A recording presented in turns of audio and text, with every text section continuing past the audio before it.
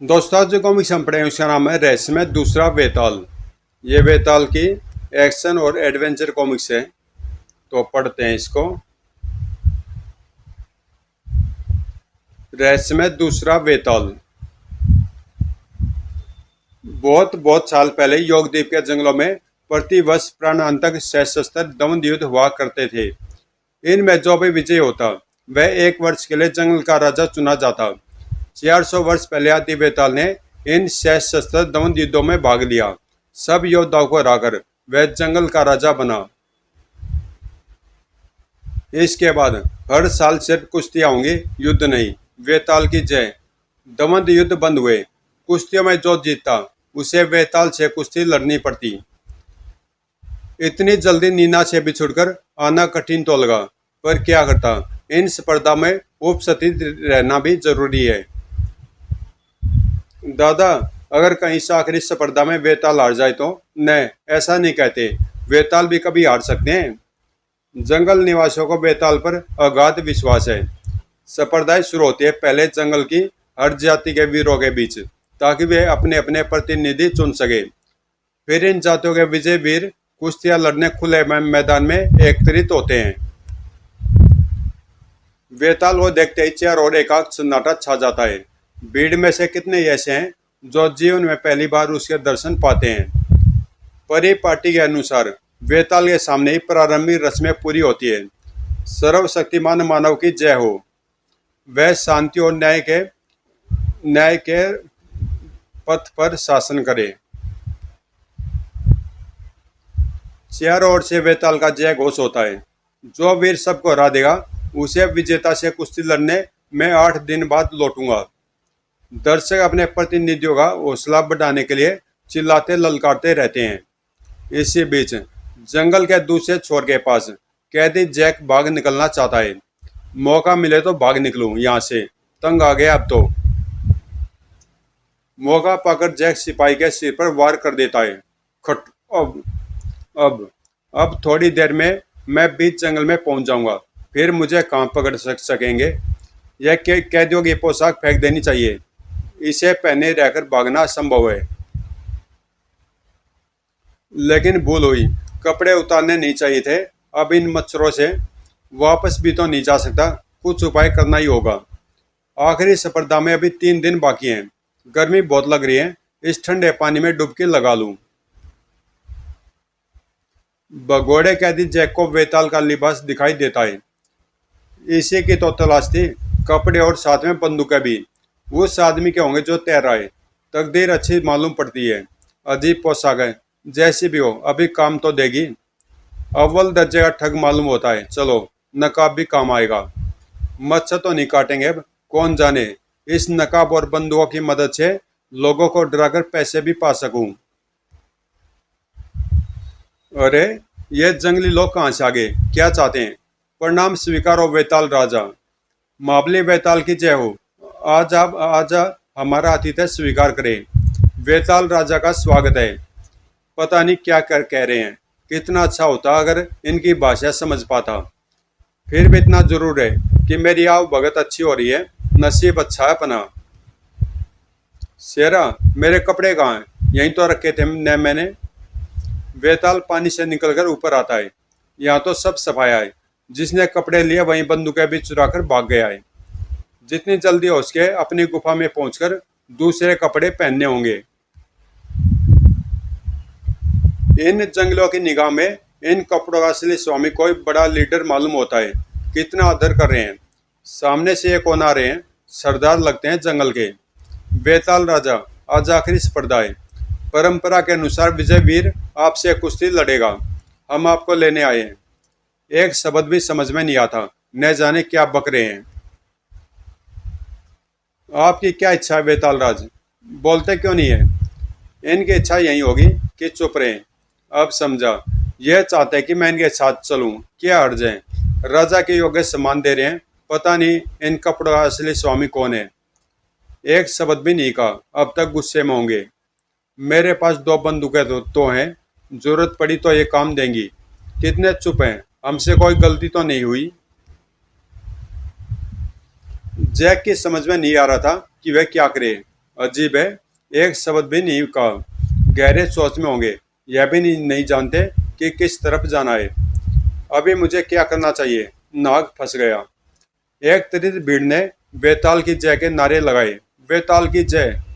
जिसके लिबास में हूँ उसकी पूजा करते हैं ये। क्या चल रहा है यहाँ? खेल कूद की स्पर्धाएं होंगी। शायद मुझे निर्णायक बनाया है। लगता है कि आज बेताल राज नाराज हैं। कुश्तियां खत्म होने को हैं। विजय वीर बेताल से लड़ेगा और परंपरा के अनुसार इस आखिरी कुश्ती में जो जीतेगा वही साल भर के लिए राजा बनेगा। क्या लड़ाकू हैं! कहीं मुझे इनमें से किसी से लड़ना पड़े तो जान ही निकल जाए। अब की बार बम्बैसी जाति की जीत होगी शायद। उनका यह गंवार रोबन जीत जाए तो। पागल न बनो, यह भी कभी संभव है। भगोड़े कैदी जैक के सामने सचमुच बड़ी कठिन समस्या है। वे शुरू क्यों नहीं कर रहे हैं? यह तथ्य तो आकार में भी मुझसे दुगना है।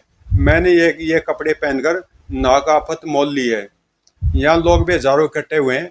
गोलियां चलाकर भी भाग नहीं पाऊंगा। इससे तो मेरी कैदी की पोशाक भली थी। बात असंभव है, पर जो देख रहा हूँ उससे लगता कि बेताल डरे हुए हैं। बेताल रुक क्यों गए? मामूली बेताल कदापि नहीं। सिर्फ कुश्ती लड़नी है। जब चारा ही नहीं है तो एक बार प्रयत्न तो करके देखूं। मैं जल्दी हार जाऊंगा। वह धन्य भाग मेरे कि बेताल राज से मैंने कुश्ती लड़ी। बहुत कमजोर लगते हैं बेताल। यह भी उनकी कोई माया होगी। मेरी हड्डी हड्डी तोड़ देगा सी है। बला की ताकत है। सांस भी नहीं ले सकता हूँ। विजयी हुए मैं? उफ! भीड़ ने चकित होकर देखा। नहीं, कदापि संभव नहीं। क्या सचमुच? विजय वीर और अगले एक वर्ष का जंगल का नया राजा बनेगा बम्बैसी जाति का रोबिन। बेताल हार गए। बेताल राज हार गए। यह मूर्ख रोबन राजा बनेगा। कोई सपने में भी न सोच सकता था। सावधान! मैं अब रोबन को एक वर्ष के लिए जंगल का राजा घोषित करता हूँ। मैं राजा? मेरे समझ में नहीं आ रहा कि यह सब क्या है। भगोड़ा कैदी जैक परेशान होकर भाग जाता है। पर अब यहाँ रहना अच्छा नहीं है। बेताल हारे। बेताल डर गए। बेताल पलायन कर रहे हैं। हम में से किसी ने सपने में भी नहीं सोचा होगा कि यह दिन भी देखना पड़ेगा। घर चले। अब सोचने विचारने से क्या लाभ। असली बेताल पहुंच जाता है। मेरा इंतजार करते होंगे बड़ी देर से। अरे, ये तो उठकर जा रहे हैं। आप लड़े तो थे एक बार। बम्बैसी रोबन ने आपको हरा नहीं दिया था। अभी अभी तो मैं आ रहा हूँ। मैं कैसे लड़ सकता? सारे जंगल निवासी साक्षी हैं कि अभी कुश्ती में आप आ रहे थे। रोबन महाराज प्रणाम। इस मूर्ख रोबन को राज्य चलाना क्या आएगा? मैं राजा हूँ, क्या करूँ अब?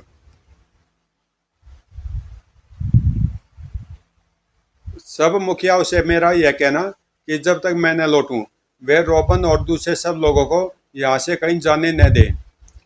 क्या कुश्ती में सिर पर जो चोट लगी उससे कारण बेताल सब भूल गए हैं? धीरे धीरे बात समझ में आ रही है। जिसने मेरे कपड़े चुराए वही मेरी जगह रोबन से कुश्ती लड़ा होगा।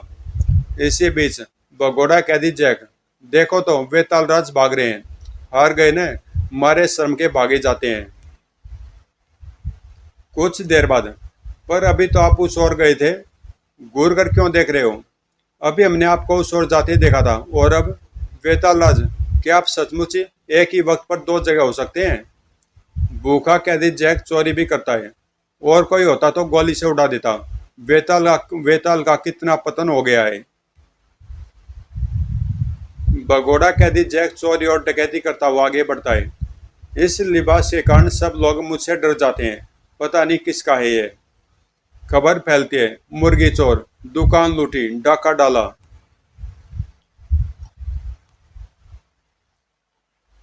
अगर इस ठग को मैंने जल्दी ढूंढ नहीं निकाला तो मेरे नाम पर हमेशा के लिए कलंक लग जाएगा। मैंने बहुत ढूंढा उसे, पर उसका पता ही नहीं। उसने सिर्फ मेरे कपड़े ही नहीं, मेरी इज्जत भी लूट ली। ये कपड़े क्या मिले? पारस पत्थर मिल गया। मांगो 100 मिलता है। पता नहीं इनका असली स्वामी कौन है। अच्छा, तो यहाँ हो तुम। अब बचकर कहाँ जाओगे? आखिर तुमसे सामना तो हुआ। अब पता चलेगा कि मैं कौन समझा जा रहा हूँ। कौन हो तुम? जो सवाल मैं पूछूंगा उनका ठीक ठीक जवाब देना।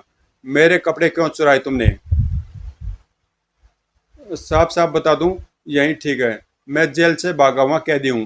कैदी की पोशाक फेंक दी और फिर मुझे ये कपड़े दिखाई दिए। फिर एक दत्ते से मुझे कुश्ती लड़नी पड़ी। बेताल राज के लौटने तक तो रुकना पड़ेगा। क्या जरूरत है? रोबन नया राजा घोषित हो चुका है। लो, बेताल राज आ भी गए। यह क्या? एक नहीं दो हैं। उनमें सच्चा कौन है? मैं किससे लड़ा था? दो बेताल, इनमें एक ठग होगा। रोबन के साथ इसने कुश्ती लड़ी थी, मैंने नहीं। मेरी समझ में तो अभी भी नहीं आ रहा कि यह सब क्या तर्क कर रहे हैं। रोबन, तुम मुझसे नहीं लड़े थे, लेकिन यह हमारे नियमों के खिलाफ है कि कुश्ती दोबारा लड़ी जाए। सचमुच भूल भूल हुई तो लड़ना ही पड़ेगा, पर हम यह कैसे जाने कि असली बेताल कौन है? इस ठग ने सिर्फ मेरे कपड़े और बंदूकें चुराई, पर यह अंगूठी तो मेरे ही पास है। तुम में से कौन ऐसा है जो अंगूठी देखकर भी पहचानेगा नहीं? आवाज तो समझो, वही है, महाबली बेताल। रोबन कैसे जीत गया, अभी यह अभी समझा। फिर से कुश्ती होगी। हाँ, फिर से लड़ो। रोबन, तुम्हें फिर से लड़ना होगा। राजा बनना मुझे अच्छा लगता है। जिससे मैं लड़ा उससे बेताल का आकार कोई बड़ा नहीं है। भीड़ के लोग सांस रोके यह कुश्ती देखने लगते हैं। मैं इससे बड़ा हूँ, आसानी से हरा सकूंगा इसे। रोबन फिर से बेताल से लड़ता है, पर अब की बार सामना असली बेताल से है, फौलाद का बना है। बेताल रोबन को उठाकर गठरी की तरह फेंक देता है। विजय वीर और अगले वर्ष का जंगल का राजा बेताल। बेताल की जय हो। चलो, एक बार खत्म तो हुई कुश्ती। खैरियत है, नहीं तो उस मूर्ख रोबन के राज्य में दिन बिताना कठिन हो जाता। ईश्वर की कृपा से बच गए। भगोड़े कैदी जैक को फिर जेल भेजा जाता है।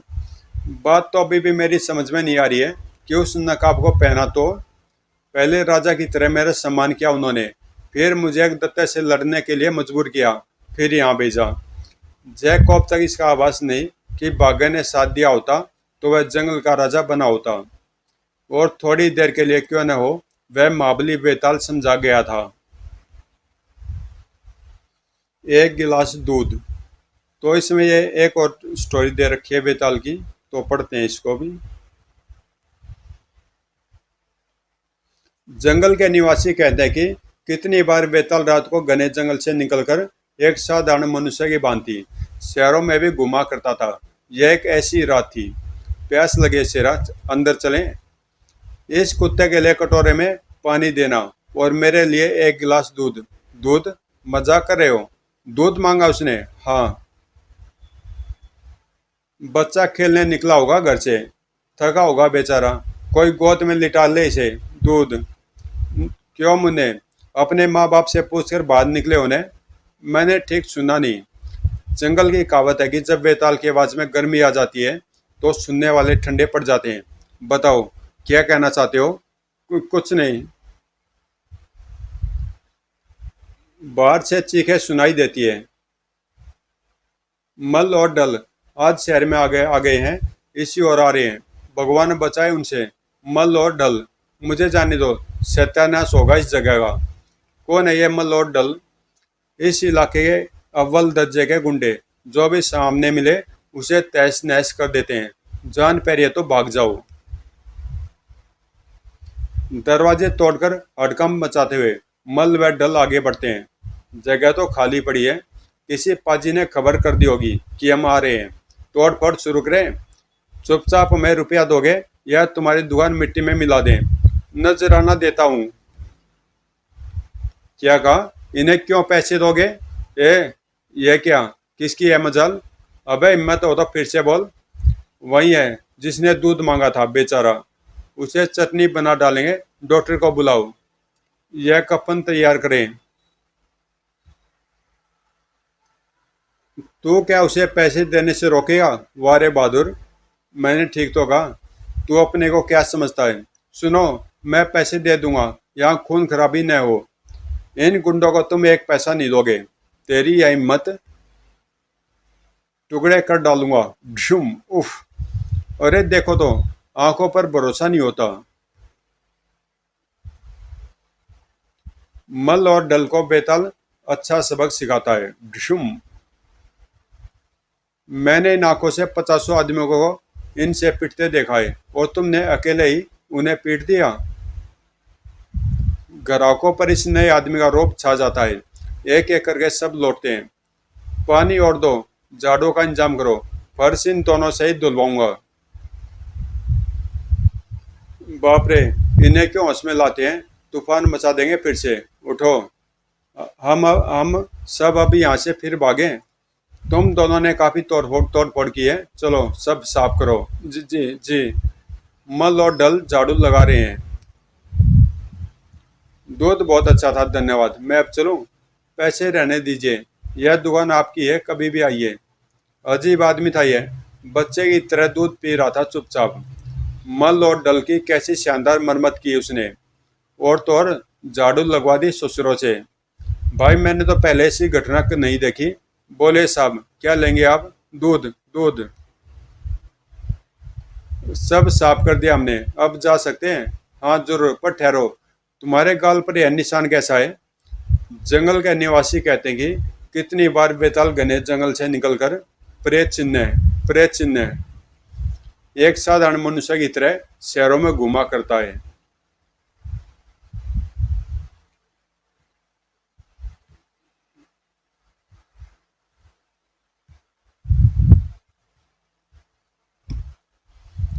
करूँ मैं क्या?